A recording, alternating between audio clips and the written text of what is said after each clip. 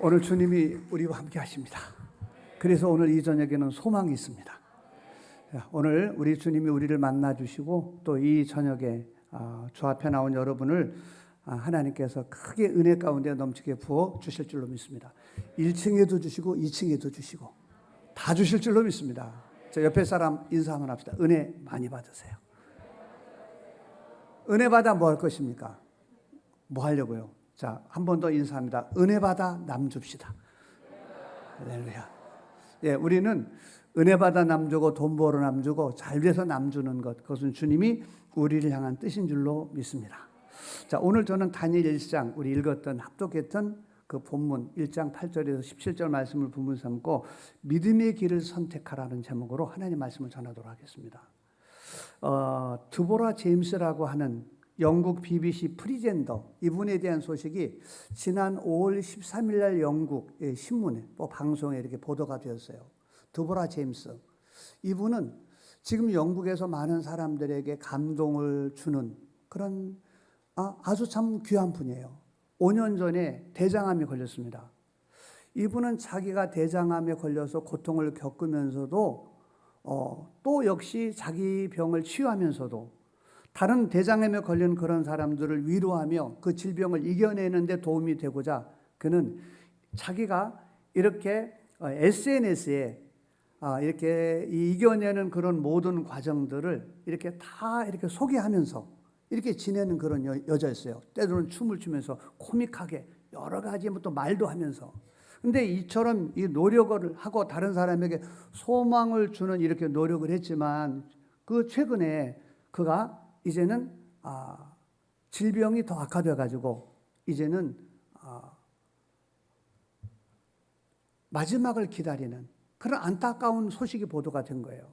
그래서 5월 13일 날 보도된 것은 그런 내용이었어요. 그래서 부모님 집에 들어가 가지고 호스피스의 도움을 받으면서 마지막 임종을 죽음을 준비하고 있다는 그런 뉴스가 전해졌어요.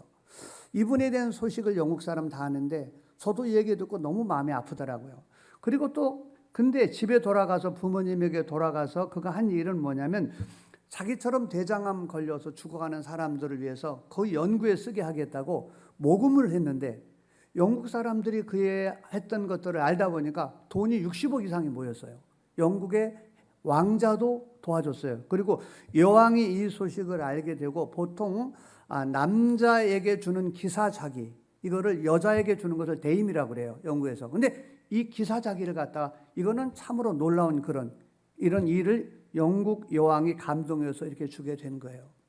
저는 이 소식을 들으면서 이 드보라 제임스가 예수님을 믿는지 안 믿는지는 보도가 되었기 때문에 알 수가 없어요. 근데 이거 보면서 저 이렇게 생각했어요. 야, 예수님을 믿는 그런 사람들도 참으로 이렇게 사람들에게 유익을 주고 감동 주는 그런 일을 해야 되는데 라는 그런 생각을 하게 되었고, 그렇게 생각을 하다 보니까 사실 예수 믿는 사람들은 진짜 예수님을 진짜 믿으면 이 드보라 제임스보다 훨씬 더 많은 사람에게 유익을 주고 감동을 주고 여왕에게만 이렇게 칭찬 듣는 게 아니라 하나님에게도 칭찬 듣는다. 할렐루야.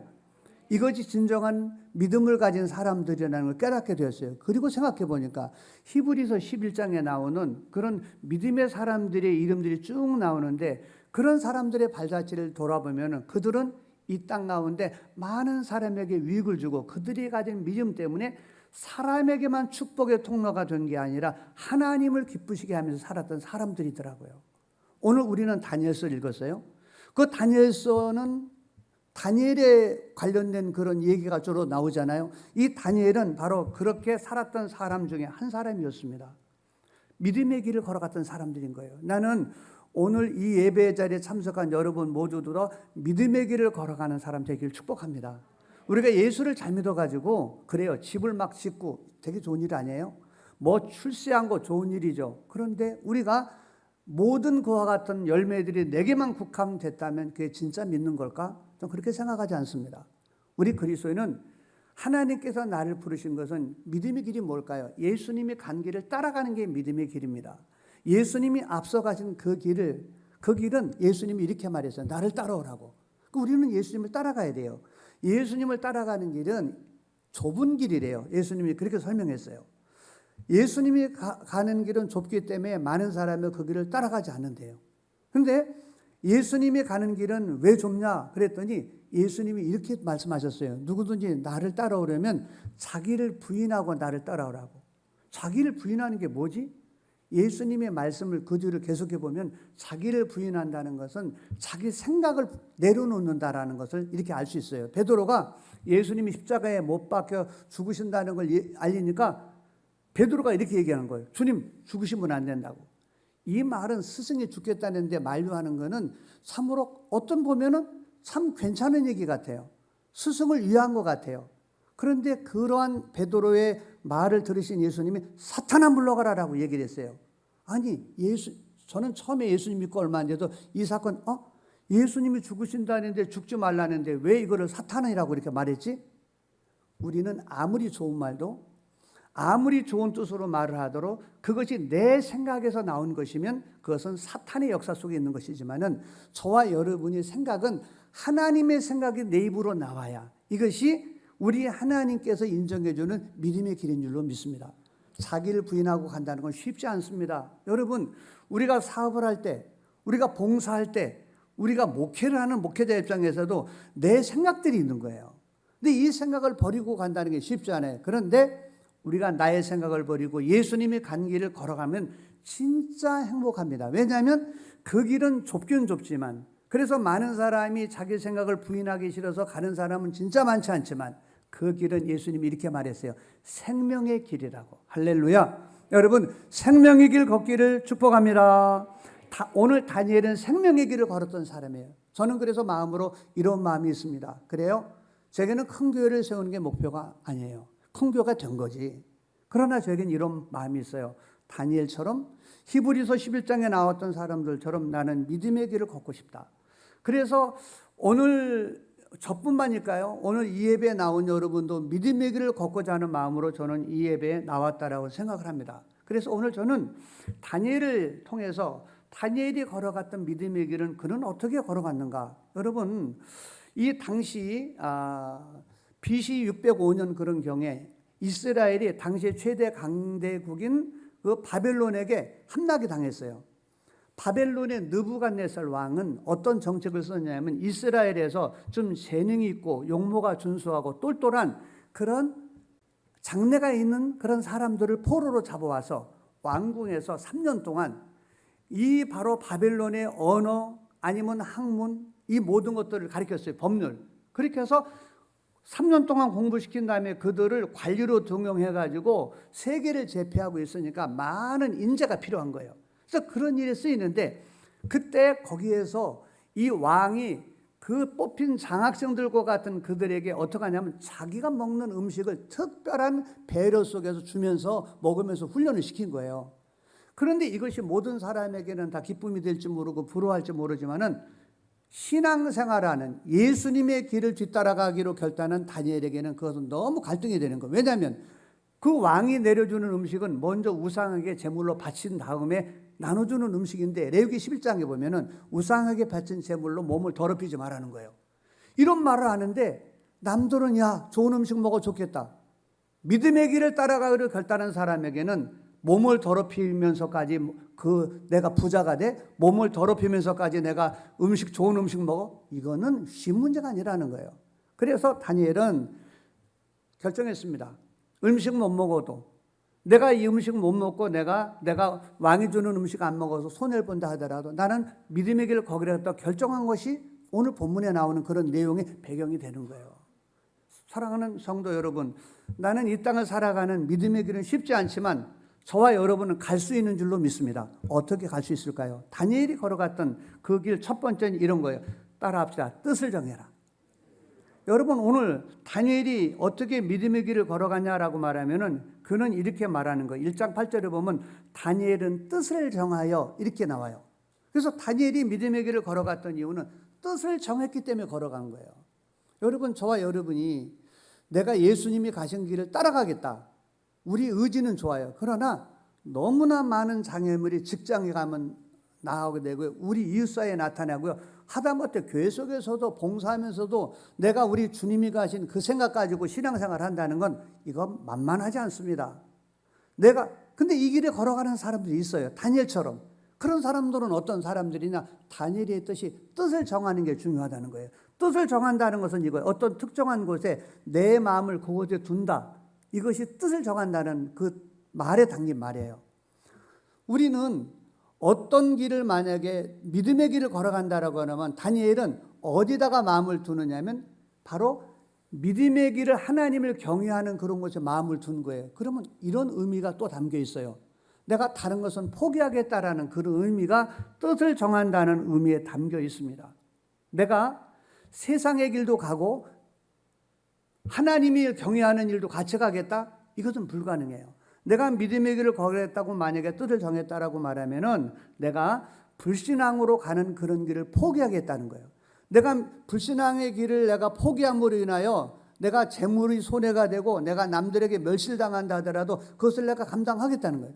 여러분, 이렇게 걸어갔던 사람이 누구냐 그러면 모세입니다. 모세가 그에겐 두 길이 있었어요. 그는 애굽의 왕자로서 바로 공주의 아들로서 부귀와 보화와 그 모든 장래가 촉망되는 것을 그에게 모두가 있는 그 길을 걸어갈 것인가? 아니면은 그 길을 버리고 그는 믿음의 길을 걸어갈 것인가? 성경에 보니까 히브리서 11장 24절에서 26절에 보면은 모세가 어떻게 해서 믿음의 길을 걸어가는가를 보면은 그가 포기하고 선택한 게 이렇게 되어 있어요. 한번 읽어볼까요? 시작. 믿음으로 모세는 장성하여 바로의 공주의 아들이라 칭함받기를 거절하고 도리어 하나님의 백성과 함께 고난받기를 잠시 죄악의 낙을 누리는 것보다 더 좋아하고 그리스도를 위하여 받는 수모를 애굽의 모든 보화보다 더 큰 재물로 여겼으니 이는 상 주신 이심을 바라봄이라. 이 모세는 바로 공주의 아들로 칭함받으면서 부귀영화를 누릴 것인가? 그는 이렇게 뜻을 정했어요. 나 이거 거절하겠어. 그리고 그가 정한 것은 뭐냐면 하나님의 백성과 고난 받는 것을 즐겨하고, 이것은 뭐냐면 자기의 마음이 하나님의 백성과 고난 받더라도 예수님 믿는 길, 하나님을 경외하는 길, 그 길을 나 걸어갈 거야 라고 이렇게 뜻을 정했습니다. 이렇게 뜻을 정했기 때문에 그는 많은 정말로 고난을 당했어요. 여러분, 오늘 본문에 나오는 다니엘이 왕이 주는 음식을 먹지 않는다라는 것은 이건 쉬운 것은 아니에요. 포르입니다. 그 신분이. 그것을 먹지 않는다라고 말하면 그러면 감옥에 갈 수 있고요. 다 모든 사람이 부러워하는, 그는 장학생의 신분 잃어버리게 될 수도 있는 그런 입장인 거예요. 여러분, 오늘날 사람들은 다 이런 마음을 가지고 있습니다. 저 진짜 새해가 되면서 정말로 하나님 사랑하고요, 하나님이 인정해 주는 그런 믿음의 길을 진짜 걷고 싶습니다. 10명 물어보면 10명 다 이런 마음을 누구나 다 가지고 있습니다. 그런데 10명이 다 믿음의 길을 선택하여 걸어가지는 못합니다. 그 이유는 뭐냐 그러면 다니엘이 직면한 것 같은 그런 손해가 있어요. 직장에서 믿음의 길을 선택할 수 없는 그런 이유는 진급의 문제가 되기 때문에 못한다라는 거예요. 제가 저희 교회가 윈블던이라는 곳에 있을 때가 있었어요. 한 자매가 저를 찾아와서 상담을 요청했어요. 예수님을 믿은 지 얼마 되지 않았는데 정말로 예수님을 만나다 그 속에 막 뜨거운 열정이 있어서, 이건 뭐 이렇게 쉽게 말해서 진짜 저 자매는 불이야? 이럴 정도로 막 모든 예배에 참석하고 봉사하고 이러는 자매예요. 근데 이 자매가 저한테 이제 면담을 신청했어요. 목사님, 진짜로 이 예수님을 믿는다는 믿음의 길을 걸어가는 게 가능하냐는 거예요. 믿음의 길을 걸어가려고 하니까 동료들하고 회식 자리도 자꾸 빠지게 되다 보니까 자꾸 눈초리를 준다는 거예요. 여러분, 회식 자리가 뭐 하는 자리입니까? 같이 가서 술도 마셔야 되고요. 같이 그들에게 세상의 즐거워하는 쾌락의 그런 자리를 가야 되고요. 주일날 되면은 예배도 이렇게 빠져서 이렇게 그런 저기 참석을 해야 되는 거예요. 그런 자리에 가지 않았더니 자꾸 왕따시키는 그런 분위기라는 거예요. 목사님은 어떻게 하면 좋겠냐고 저한테 이렇게 상담을 했어요. 제가 그 자매에게 이렇게 말했어요. 그냥 믿음의 길을 끝까지 걸어가라고. 그 자매가 나중에 얼굴이 좀 기분이 안 좋은데 돌아가가지고 나중에 제 귀에 들려오는 말이 이런 말이었어요. 아유, 목사님은 직장생활, 세상의 물정이 몰라서 저런 말을 하시는 것 같다고. 정말로 제가 세상 물정을 몰라서 그럴까요? 제가 이렇게 말씀드릴 수 있어요. 그 자매가 있었으면, 야, 나 직장 다녀봤다. 내가 그 자매에게 이렇게 말하는 이유가 있어요. 믿음의 길을 걸어가는 게 이 세상에서 우리가 선택할 수 있는 길 중에서 최고의 복된 길이기 때문에 믿음의 길을 선택한다는 거예요. 믿음의 길은 좁습니다. 그러나 그 길이 좁은 길로 끝나서 영원히 지옥으로 가는 분이 아니에요.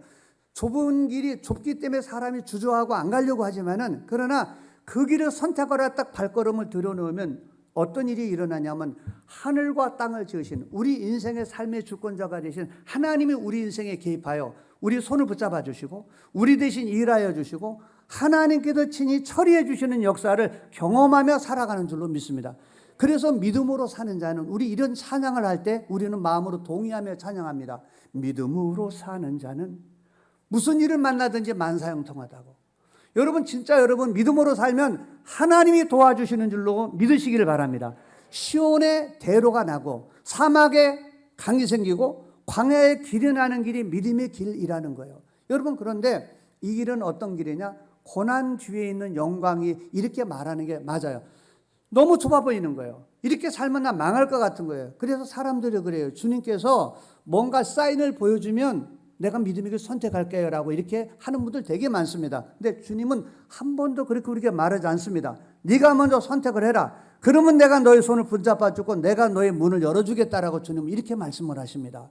오늘 다니엘이 뜻을 정했다라고 말하는 것은, 그는 이런 마음도, 자기 생명도 포기하겠다, 자기 앞으로 출소도 포기하겠다, 그런 이런 마음이 담겨 있다라고 생각하는 게 맞아요. 그런데 하나님이 어떻게 하신 줄 아세요? 여러분이 다니엘이 이 뜻을 정하자마자 나중에 하나님이 그 다니엘의 삶 속에 개입하여 환관장의 마음을 움직여 버렸습니다. 환관장에게 긍휼을 베풀 수 있도록 다니엘과 사드락 메삭 아벳노고에게 불쌍히 여기는 마음을 가지고 그들을 돕도록 하나님이 역사해 주었어요. 여러분, 하나님이 도와주셔야 되는 인생이 됩니다. 여러분의 자녀에게 믿음의 길을 가도록 여러분이 기도하고 가르치기를 축복합니다. 믿음의 길을 가야 자녀들이 잘 됩니다. 좋은 대학 들어가면 잘 될까요? 좋은 대학 들어가는 게 되게 좋습니다. 그러나 그것은 잘 될 수도 있고 안 될 수도 있습니다. 그러나 믿음의 길을 걸어가면 좋은 대학 들어가도 잘 되고 좋지 못한 대학 들어가도 잘 됩니다. 왜 그러냐면 하나님이 함께하기 때문에. 하나님이 함께한 요셉의 삶은, 그가 신분이 그냥 노예였어도 잘 됐어요. 감옥에 가서도 잘 됐어요. 여러분, 저는 이런 얘기를 해요. 이런 믿음을 갖다 보니까 제가 이렇게 말한 적이 있었어요. 하나님이 내게 함께하느냐 안 하느냐가 중요하지, 하나님이 함께하는 게 진짜 중요하구나. 하나님이 함께한다면 우리 교회 저 사막에서도 우리 교회는 부흥한다고 제가 이렇게 말한 이유가 뭐냐 그러면, 하나님이 어떡하냐? 하나님이 정말로 교회를 사막에 세웠냐 안 세웠느냐, 나를 그곳에 불렀느냐 안 불렀느냐가 중요하지. 여러분, 사람들은 이러잖아요. 하나님 내 편이 되어주세요.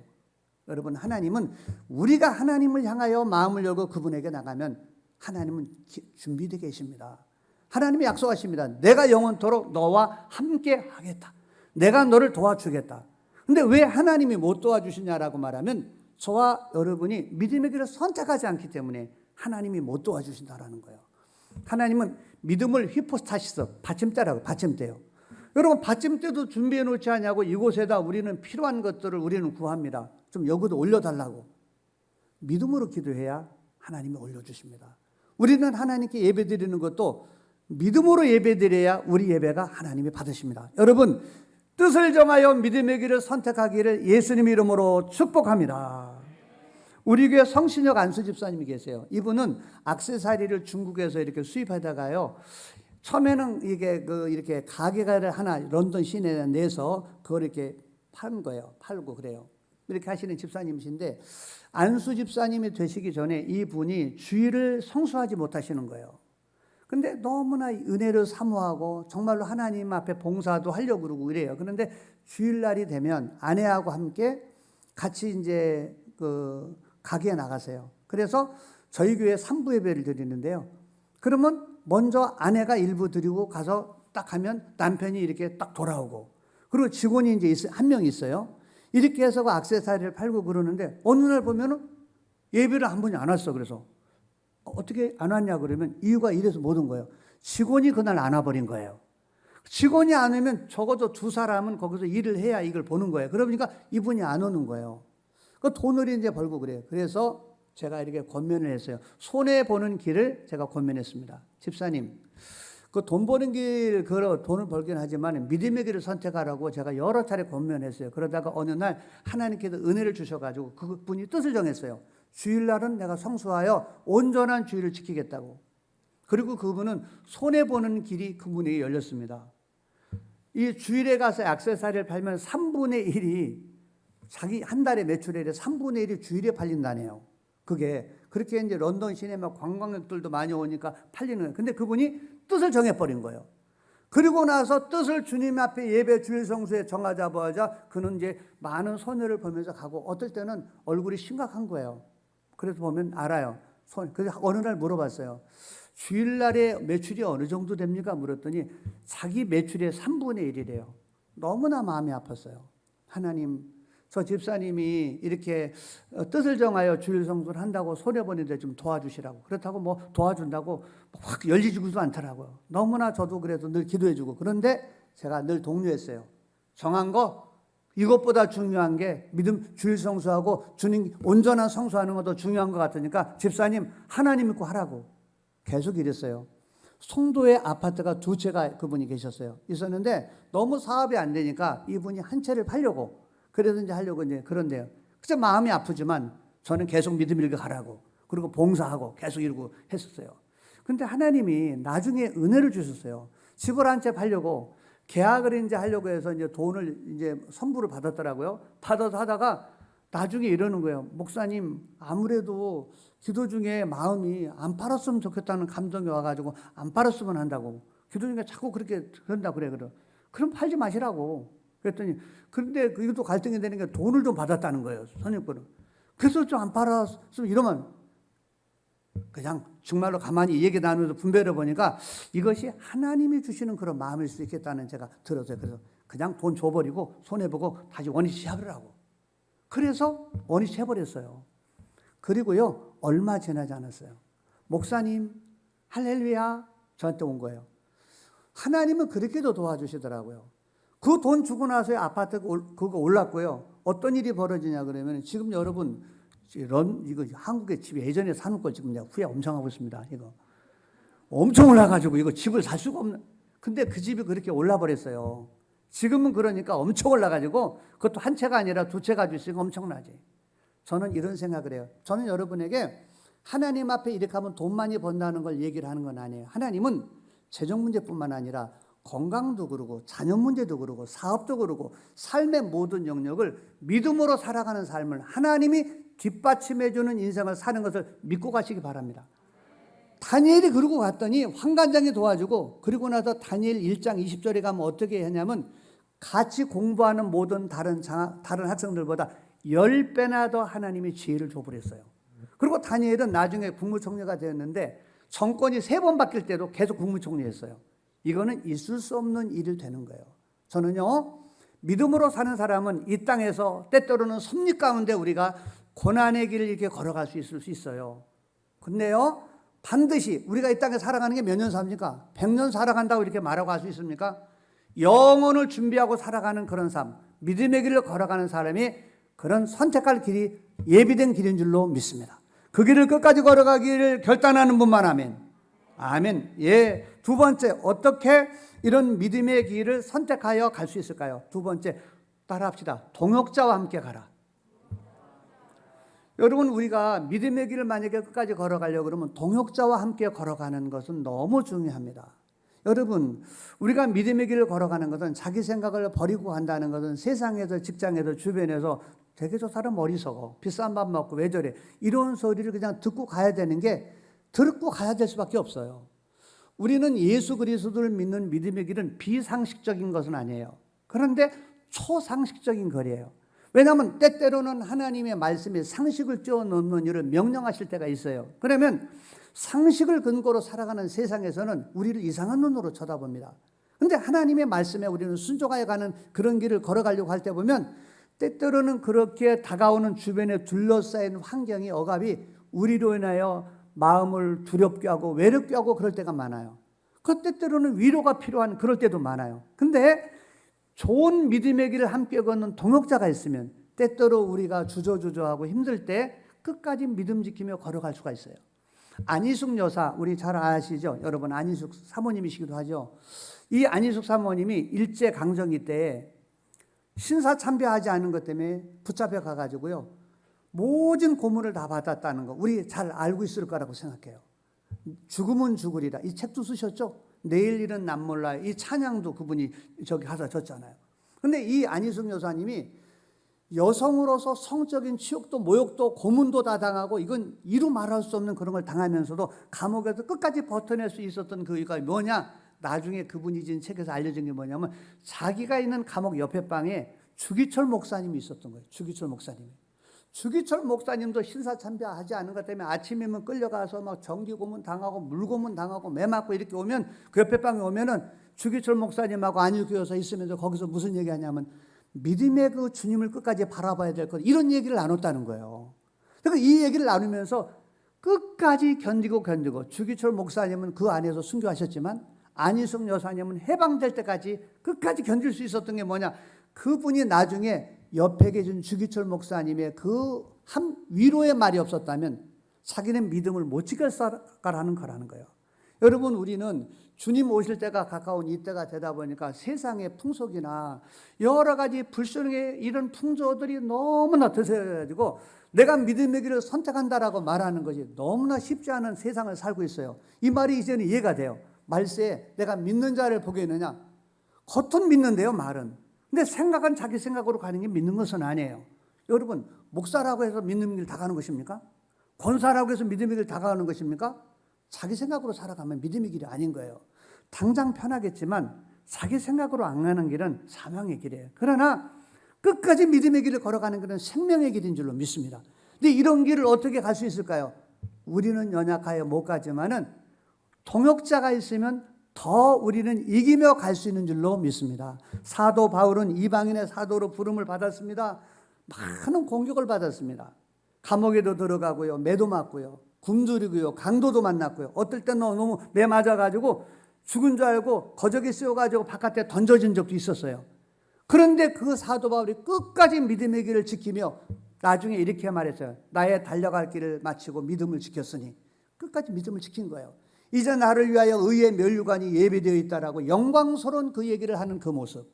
어떻게 그가 그 길을 걸어갈 수 있을까요? 사도 바울이 쓴 서신서를 보게 되면 그가 그 길을 걸어갔을 때 그거는 서신서 마지막에 자기가 그 길을 걸어갔을 때 자기와 함께 했던 많은 동역자 이름을 이렇게 열거하는 적이 많은 거예요. 로마서에서도 나오고요, 골로새서도 보면 나오는데 골로새서 4장 10절에 보면은 그 옆에서 그에게 힘이 되어 믿음의 길을 걸어가게 했던 동역자들 몇 명을 소개하는데 아리스타고와 마가를 소개해요.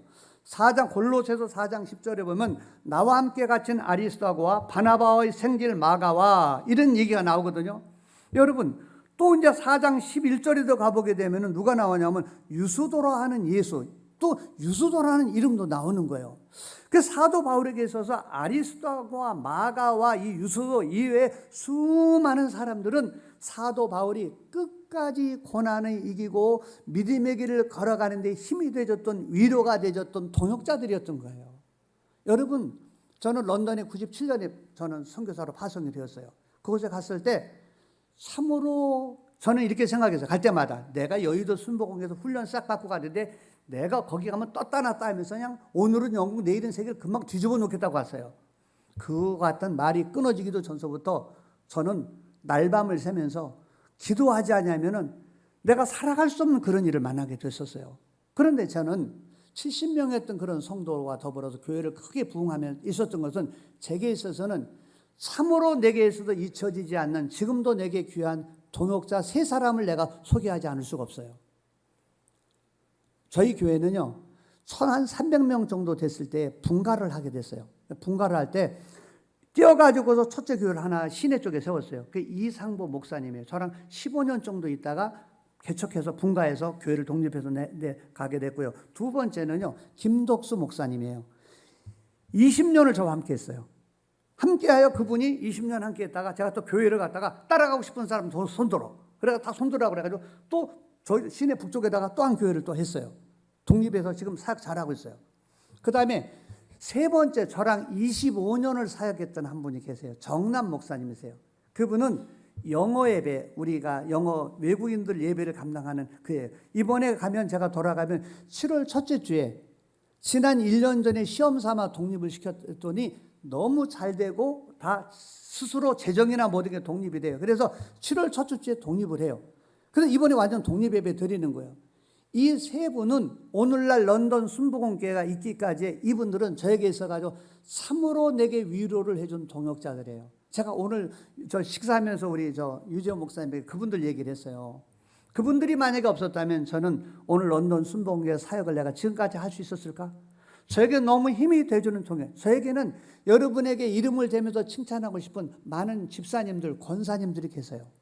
저 없으면 막 꺼부러져 죽을 것 같은, 지금도 저를 위해 기도하고 있는 많은 분들이 계세요.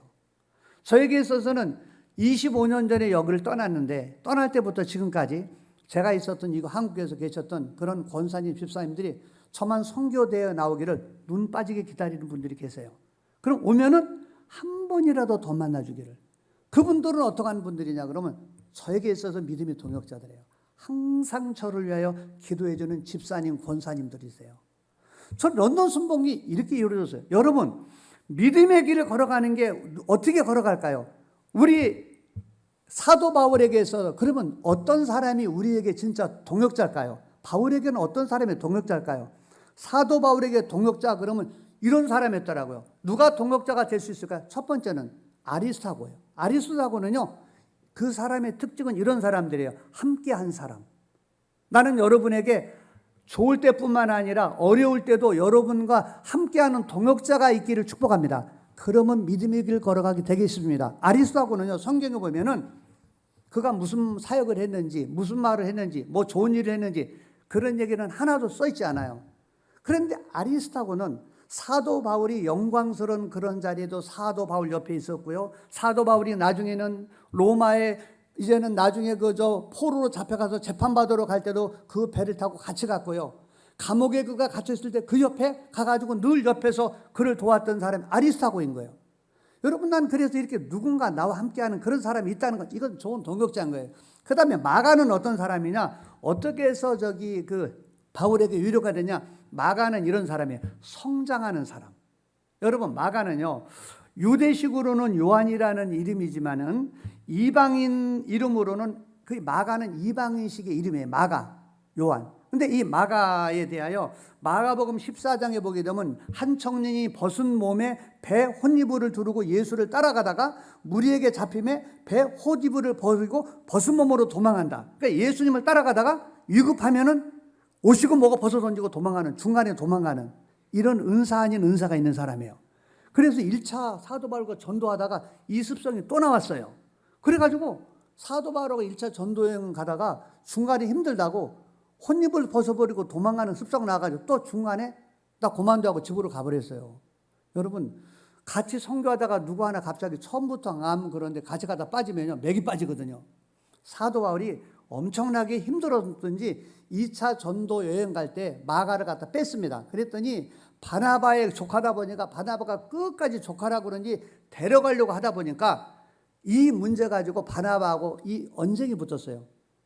제가 이게 리얼하게 표현하면 싸웠는데 어떻게 싸웠냐면 바울하고 바나바하고 대판 싸웠습니다. 대판 붙어가지고 나중에 갈라져 버렸어요. 아예. 그냥 바나바하고 저 마가는 아예 구부로로 가버리고 바울은 신라와 함께 다른 도로 2차 전도여행을 갈 정도로 아예 마가 하면 고개를 설레선 듯 아주 안 된다. 연약한 사람이었어요. 여러분, 그런데 이러한 마가에 대하여 사도 바울이 편지 쓰는 마지막에 이렇게 나중에는 언급하면서 마가를 내게 데려오라. 그가 나에게 좋은 동역자라고 표현했던 이유가 뭐냐면 이 마가는 처음에는 이렇게 도망다니는 중간에서 희지미지한 이런 사람이었지만 나중에는 정말로 신실하고 충성된 그런 믿음이 성장하는 사람이 있다는 거예요. 저는 목회하면서 누가 나의 동역자가 진짜 되는가, 성장하는 사람이 동역자가 된다는 걸 깨달아요. 교회 왔는데요, 처음에 왔을 때는요 저한테 이래요. 어떡하냐면 지연이가 아니라 그래. 안지연이야. 저희 교회 셀리더거든요. 처음에 와가지고 세틴마인이라는 예술 학교 다니다가 전도 받아 왔어요. 그랬더니 딱 저한테 딱 머리 휘날리면서 쫙 째려보는 거야. 그 눈이 얼마나 무섭던지. 목사님도 아니야. 아저씨, 이렇게. 여러분, 사람이, 여자가요 이렇게 째려보면 되게 무서울 때가 있더라고요. 근데 믿음이 없을 때 그러면 더 무서운 거예요. 그런데 이 자매가요 얼마나 변했는지 몰라요. 변해가지고요 지금은 결혼해서 우리 교회 구준모 집사님, 그 집사님도 같이 결혼해서 이렇게 가정을 이루는데 너무 소중하고 너무 예쁜 거예요. 그리고 저를 위해서 기도해주고 교회에 얼마나 충성스럽게 하는지 몰라요. 저는 그들을 보면요, 바깥에 나가 지쳤다가도 그들 보면요 힘이 나는 거예요. 이런 분들이 저희 교회는 너무너무 많습니다. 나는 우리 이 순복음교회도 그렇게 충성스러운 분들이 제 눈에도 보이지만 나는 계속해서 많이 세워지기를 주님 이름으로 축원합니다.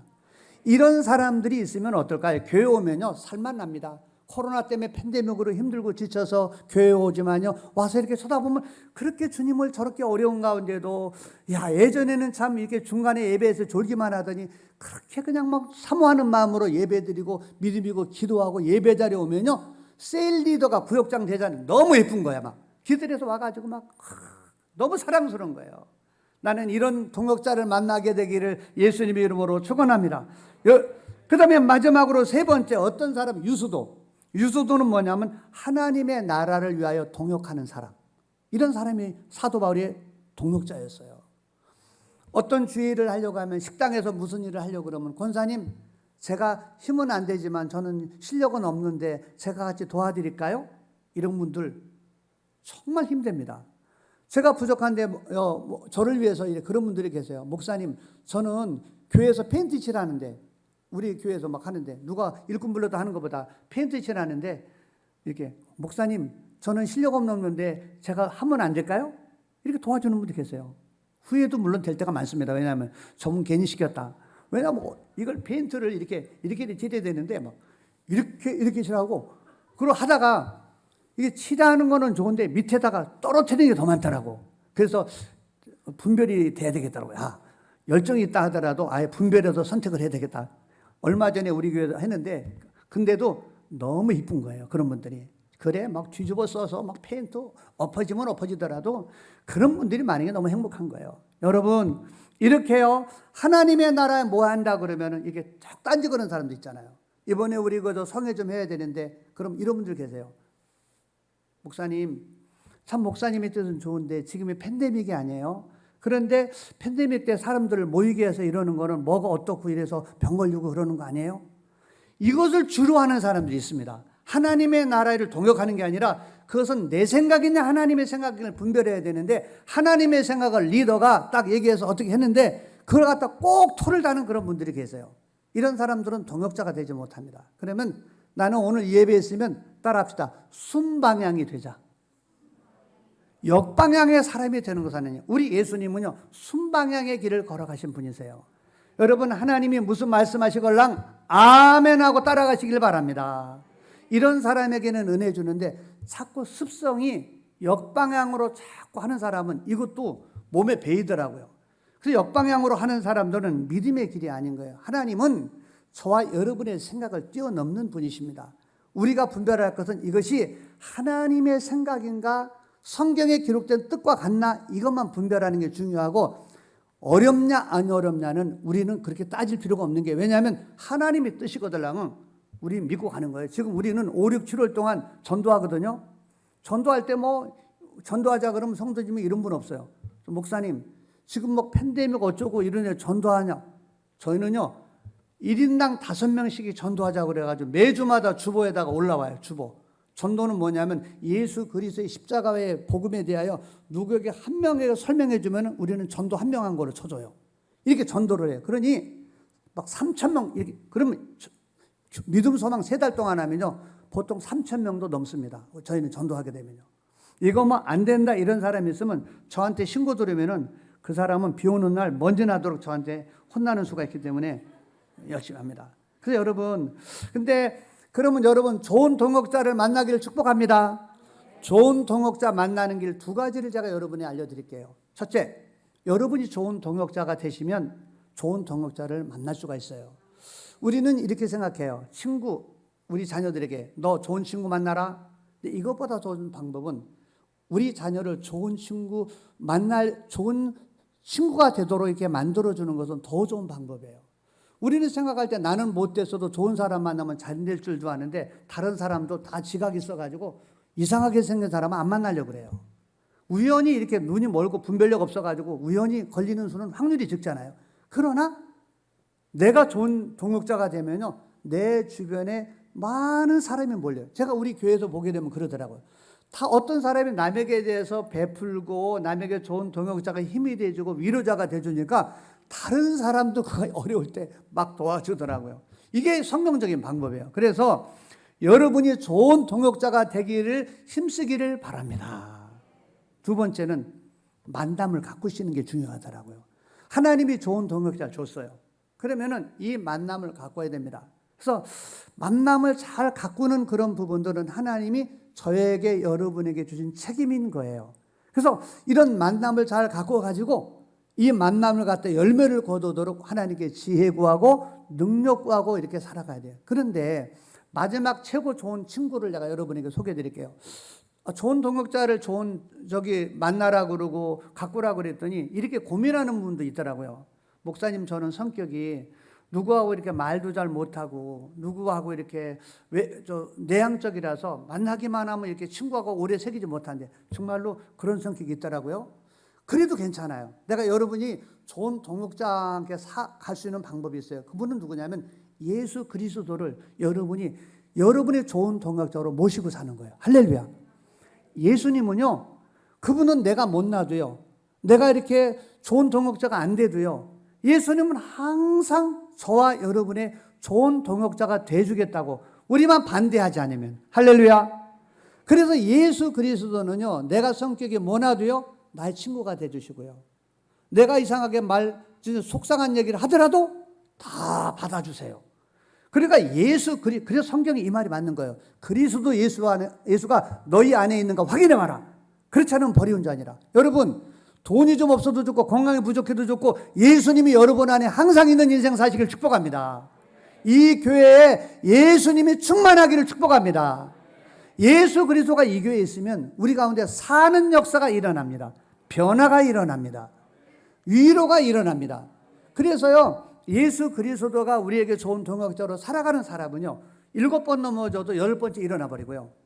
처음에 교회 보면 대부분이 그래요. 영국에 제가 있는 곳은 날씨가 겨울이면 우기철이라 언어 안 되지, 물가 비싸지, 진짜 거기서 생활 환경이 안 되지. 그러니까 예배에 오시는 그런 분들 보면은 처음에는 이런 분들이 되게 많아요. 얼굴이 검은축축해요.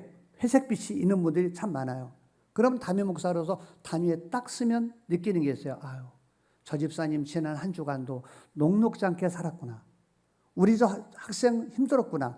이것들을 가슴으로 느껴요. 그런데 예배를 다 드리고 나면 얼굴이 흑빛이 아니라 밝은 빛으로 변화가 되는, 막 변화가는 거예요. 예배 드리는 중에 점점 밝아지는 것을 저는 감지해서 느껴요. 그리고 예배 끝나가는 얼굴이 밝아지고 웃음이 피고 이렇게 바뀌는 일은 예배 때마다 보는 현상이에요.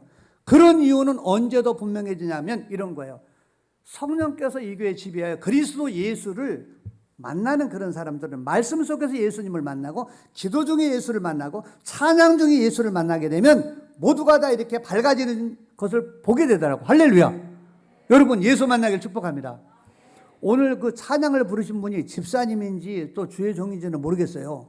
그런데 오늘 찬양을 인도하시는 분이 범상치 않더라고요. 할렐루야. 우리 귀한 분이, 예전에 제가 온 2년 전인가 3년 왔잖아요. 그때는 못 보시는 분이 여기서 찬양 인도를 좀 하시는 거예요. 저분이 집사님인지 누군지 모르겠어요. 하여튼 제가 그건 모르지만, 근데 중요한 건 그리스도 예수를 중심으로 돼서 하나님 앞에 찬양을 올려지는 찬양을 드리고 계시더라고. 할렐루야. 여러분, 찬양 중에 기쁘죠? 찬양 중에 예수님을 만나면 기쁩니다. 예수님은 여러분의 좋은 동역자가 되십니다. 예수님과 손 꼭 붙잡고 천국 갈 때까지 주와 함께 길 걷기를 축복합니다. 여러분이 좋은 동역자가 되기를 축복합니다. 그리고 마지막 세 번째, 어떻게 내가 믿음의 길을 선택할 것인가? 녹록치 않은 그런 상황이지만 마지막 세 번째, 따라합시다. 경건을 훈련하라. 경건이라는 것은 하나님을 경배하고 왕 삼고 주인 삼고 살아가는 데 필요한 여러 가지 요소들이에요. 우리가 예수 그리스도를 믿으면 하나님을 주인 삼고 그분을 경배하는데 기도라는 것도 필요하고 예배도 경건의 요소고 말씀을 읽는 것도 경건의 요소입니다. 우리는 봉사하는 것도 경건의 요소입니다. 그러면 예수님을 믿자 말자, 딱 예수 믿었는 때 예배 자세가 탁 나옵니까? 예수님을 믿어도 정말로 주님을 따라가고 싶은 사랑하는 마음이 있다 하더라도 훈련이 되지 않으면 예배 시간에 이렇게 끝까지 말씀에 집중하는 것도 훈련이 필요해요. 기도도 마찬가지입니다. 처음에 기도요, 제일 저는 힘들었던 게 뭐냐 그러면요, 어떤 시간이냐면 이런 거예요. 기도 시간이 무지하게 힘들더라고요. 왜 그렇게 기도를 올게 하는지. 그래서 저는 처음에 신앙생활 하다가 기도할 때 계속 기도 못하고 기도하다가 눈을 떴어요. 뭐하나 쳐다보고 이랬어요. 근데요, 나중에 기도하다가 이제 훈련이 되니까요, 5분 기도는 이거는 아무것도 아니더라고. 근데 여러분이 기도하는 중에 30분 기도를 해보시는 분 계십니까? 우리 교회는 30분 다 하잖아요. 근데 30분 기도, 병론 기도요, 엄청나게 깁니다. 그러다가 나중에 이제 1시간 기도가 갔다? 이거는 죽었다 깨도 이건 못할 거라고 생각해요. 근데 됩니다. 1시간 기도도 어느 순간에 가는지 모르게 시간이 쫙 흘리게 기도하고요. 1시간 기도 아니라 2시간 기도도 합니다. 3시간 기도도 합니다. 이 교회도 우리 권사님들, 장로님들 그렇게 기도하시는 분이 계실 거예요. 기도합니다. 근데 이 분들은 그럼 어떻게 기도가 되느냐? 훈련으로 돼요. 여러분, 제자는 믿음의 길을 걸어가는 사람들은 태어나는 게 아니라 만들어집니다. 저는 언젠가 제가 이게 유럽에 이제 제 직책으로 교회를 섬겨야 되는 그런 일들이다 보니까 이 유럽 쪽을 나갔다 올 경우가 참 많아요. 갔다 오는데 공항에 이렇게 쫙 나오는데 영국에는 히드로 공항에 5터미널까지 있는데 1터미널에서 내려서 이렇게 쭉 에스컬레이터 타고 한 15m를 내려오는 그런 코스였어요. 앞에 벽면에 이렇게 붙어 있었어요. 제가 그냥 한글로 말하면 이런 뜻이에요. 영어로 하자면 한글로 표현하면 이런 거예요. 없는 것에 초점을 맞추지 말고 있는 것에 포커스를 맞춰라. 저는 그거를 보면서 있는 것에 포커스를 맞춰라? 엄청나게 저는 은혜를 받았어요. 저거 잠언에 나오는 얘기인데. 여러분, 우리는 이 땅에 살아가는 가운데 이 세상에 살아가면서 믿음에 승리하는 그런 길도요, 우리가 어떻게 믿음을 자꾸 없는 것 바라보면서 습관적으로 자꾸 불평하고 원망하는 거, 이런 거요, 저절로 나는 예수님을 믿으니까 어느 순간에 와가지고 기도도 저절로 되고요. 저는 3년째부터 기도가 저절로 됐어요. 여러분, 포커스 맞추는 것도요, 계속해서 부정적인 것이 안 들어오는 사람이 어디 있어요? 이거는 우리는 이렇게 거절을 해야 됩니다. 이런 것들을 우리 마음에 오면은, 우리 예전에 자녀들 중에서 키우다 보면 이런 게임이 있었어요. 애들이 이래요. 바보, 그러면 어느 날은 울고 와서 막 울어요. 엄마, 제가 나보고 바보래. 야, 너는 바보 아니니까 저기 괜찮아. 그럼 아니야, 그래도 바보래. 그럼 울고, 또 다음 날은 엄마, 제가 나보고 멍충이래. 또 울고. 이게 부모가 너무 속이 상한 거예요. 그런데 어느 날부터 얘가 안 그래요. 그게 언제부터냐 그러면 이 게임을 알고 나서, 반사라는 게임이 있어요. 애들끼리 하는 게. 그래서 멍충아 그러면요, 반사? 딱 이러고 말아버려요. 이게 뭐냐 그러면, 멍충아 그러면 멍충아가 여기 왔다가 반사해서 너한테 간다. 애들이 이렇게 생각을 하고 반사하는 거예요. 여러분, 저는 믿음 생활에도 이런 반사가 필요하다고 생각해요. 여러분, 새가 우리 머리 위로 왔다 갔다 하는 것을 막을 사람은 없잖아요. 좀 높이 돌아다니는데, 우리 생각 속에서 불신앙의 생각, 내가 정말로 봉사 안 하고 싶은 생각, 기도하지 않고 싶은 생각, 오늘 예배 안 가고 싶은 생각, 이걸 어떻게 막겠어요? 그런데 그런 생각이 들 때 그것이 주님을 따라가는 것이 아니거든. 우리는 영적으로 이렇게 해야 됩니다. 반사, 이 말이 이겁니다. 물러가. 따라합시다. 예수 이름으로 물러가. 할렐루야. 이렇게 훈련하게 되시기를 바랍니다. 딱 와가지고서 가서 밥 먹으려고 그랬더니 또 습관이 든 집사님 와가지고, 집사님, 저기 누구 있잖아요. 그분이 어쩌고저쩌고 하면 이래야 됩니다. 예수 이름으로 물러가. 밥 먹고 속으로, 겉으로 하면 시험 드니까요. 거기다 넣고, 어떤 집사님처럼 은혜 받고 와가지고 남편한테 이 사탄아 물라 그래가지고 엄청나게 또 심각한 일 벌어진 일도 있어요. 그런 일 하지 말고 속으로 예수 이름으로 물러가. 이 일을 끊임없이 해야 됩니다. 성경의 것을 가르쳐주고 있어요. 어떻게 가르쳐주냐면, 디모데전서 4장 7절에 망령되고 허탄한 신화를 버리고 경건에 이르도록 내 자신을 연단하라. 포커스를 이렇게 믿음 쪽으로 맞춰야 되고, 그거를 선택해야만이 믿음의 길을 걸어가게 될 수 있는 줄로 믿습니다.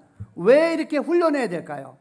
훈련해야 되는 그런 이유는 믿음의 길 걸어가는 가운데 누구나가 내 힘으로 넘지 못할 그런 일을 누구나가 만나는 게 믿음의 길에 누구나 걸어가는 길입니다. 훈련받은 사람은 내 앞에 장애인을 만나도 뚫고 지나갑니다. 그러나 훈련받지 않으면 장애인물 앞에 걸려가지고 그 길을 걸어가지 못해서 무릎을 꿇는 그런 사람이 될 수가 있어요. 우리 아들이 목사입니다. 저희 부목사 중에 한 사람인데 우리 아들이 어렸을 때 너무 운동신경이 없었어요. 그래서 배드민턴을 치면 공 지나가서 휘두르고 너무 그래서 안 돼가지고 훈련을 시키려고 예전에 집에 저 형광등이 이렇게 내리는 거 이게 당기는 거예요. 거기다가 그 셔틀콕을 이걸 달았어요. 달아가지고 이렇게 이제 너 이리 와봐.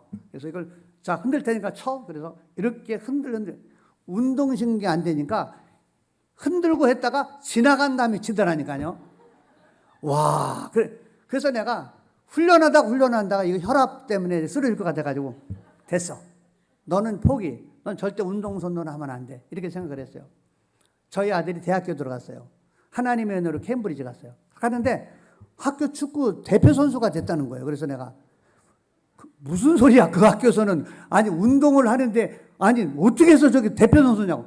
대표 선수였대요. 옥스퍼드하고 1년에 한 번씩 학교끼리 붙는데 대표 선수래요. 나중에 졸업하고서 우리 저기 왔는데 어디 갔냐니까 교회 대표 선수래. 내가 믿을 수가 없었어요. 그래서 끝까지 안 믿었다가 나중에 이제 제가 이제 한번 운동하는 걸 가봤어요. 그랬더니 어떤 청년이 목사님 진짜예요. 진짜 괜찮게 한다는 거예요. 그래서 제가 어렸을 때 배드민턴 허치는 것만 생각해가지고 계속해서 그럴 줄 알고 있었더니 진짜 갔더니 그 센터포드 뭐 이 정도는 아닌데 이렇게 백 같은 걸 이렇게 보면서 하는데 아주 강력 철벽으로 해가지고 뭐 등치도 크다 보니까 제가 즉시 우리 아들이 1m 86입니다. 막 등치 이래가지고 딱 여러분이 내 눈을 보고 안 믿는 눈치인데 진짜입니다. 좀 잘하더라고요. 그래서 제가 그때부터 알았는데 그렇게 됐던 이유가 뭐냐 그러면은 훈련이에요. 훈련. 오늘 제가 이 얘기를 드리는 게 있어요. 다니엘이 정말로 믿음의 길을 선택했어요. 그랬더니 하나님이 환관장에게 은혜를 베풀어 가지고 나중에 채식을 가지고 음식을 10일 동안 다 테스트했더니 얼굴이 덧이 났어요. 그래서 합격이 됐어요. 그리고 거기를 졸업해서 관리가 되었습니다. 나중에 총리가 되었습니다. 믿음의 길을 선택하면 하나님이 문을 여십니다. 할렐루야.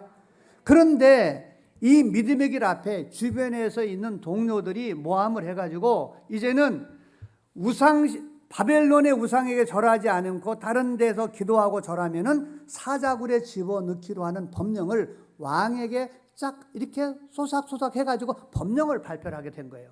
누구를 염두에 두고요? 다니엘 사자굴에 집어 던지려고 위기를 만났습니다. 그런데 이런 위기를 만났을 때 다니엘은 이런 위기를 돌파한 그 길이 뭐냐라고 말하면 기도였습니다. 다니엘은 오늘 본문 다니엘서 6장 10절에 보면 이렇게 기록이 되어 있습니다. 다니엘이 이 조서에 왕이 도장에 찍힌 것을 알고도 자기 집에 들어가서는 윗방에 올라가 예루살렘으로 향한 창문을 열고 전에 하던 대로 하루 3번씩 무릎을 꿇고 기도하며 전에 하루 3번씩 기도했어요.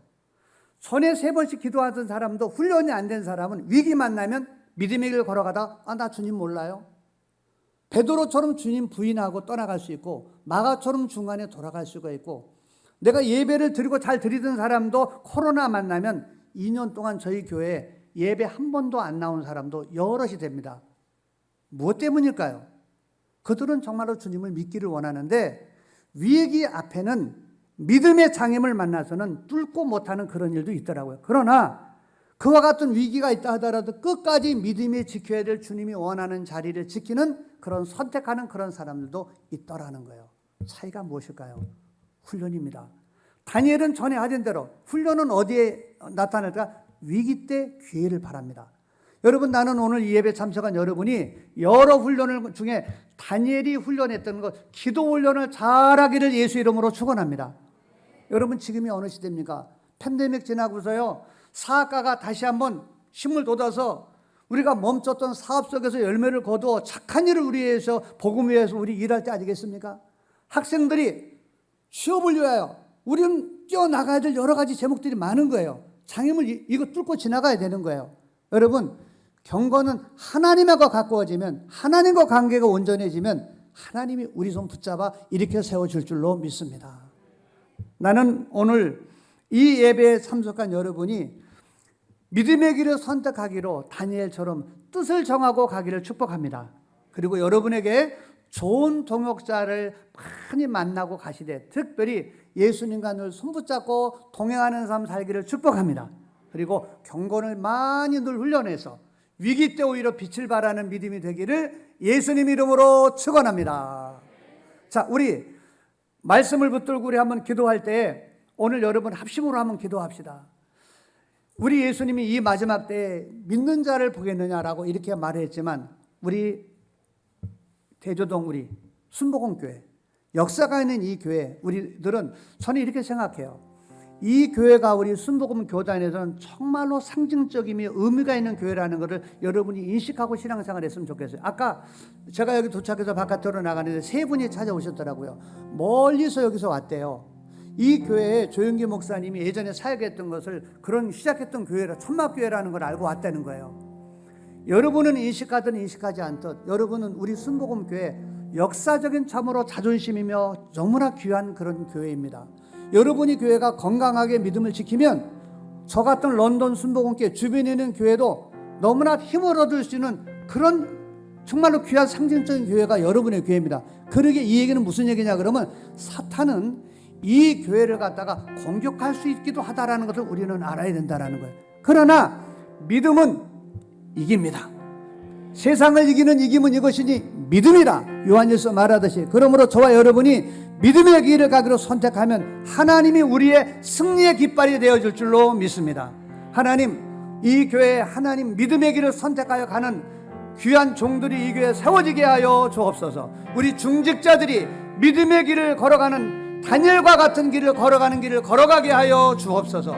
오늘 주님 앞에 왔습니다. 제가 뜻을 정합니다. 주님 앞에 가는 그때까지 믿음의 길을 걸어가겠습니다. 성령이여 도와주옵소서. 훈련받아 가게 하여 주옵소서. 우리 주님 이름 세 번 부르며 성령 충만을 구하며 한번 같이 구하겠습니다. 주여! 주여!